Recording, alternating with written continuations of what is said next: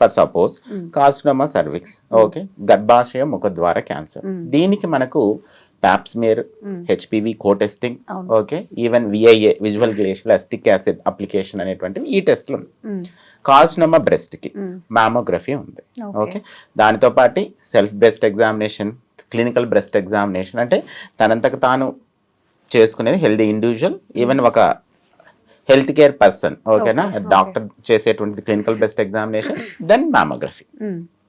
అవి కాకుండా head and neck క్యాన్సర్స్కి, సో వాటికి కూడాను ఏంటి మనం స్క్రీనింగ్ టెస్ట్ చేస్తాం. సో ఇవి కాకుండా మగవాళ్ళకి మోర్ దాన్ 50 years ఉన్నటువంటి వాళ్ళకు simple PSA testing, but not అదేంటంటే ఈ పిఎస్ఏ టెస్ట్కి ఇదేంటి బోల్డ్ అండ్ అదర్ కాజెస్ కూడా ఉన్నాయి పిఎస్ఏ రైజ్ చేసేటువంటివి, but still we are doing it, okay. So అది ఇవి మాత్రమే స్క్రీనింగ్ టెస్ట్లు ఉన్నాయి.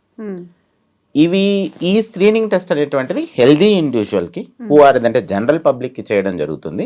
సో ఇప్పుడు ఈ హెల్దీ ఇండివిజువల్స్లో ఎవరైనా కూడాను అంటే క్యాన్సర్ పికప్ చేసుకోవటం వల్ల చాలా వరకు అంటే ఎసిమ్టమాటిక్ పేషెంట్స్ కదా వీళ్ళకి సిమ్టమ్స్ లేవు కాబట్టి క్యాన్సర్ అనేటువంటి అర్లీ స్టేజ్లో ఉండడం జరుగుతుంది. కాబట్టి మనం early stage is the key for the treatment. Even cancer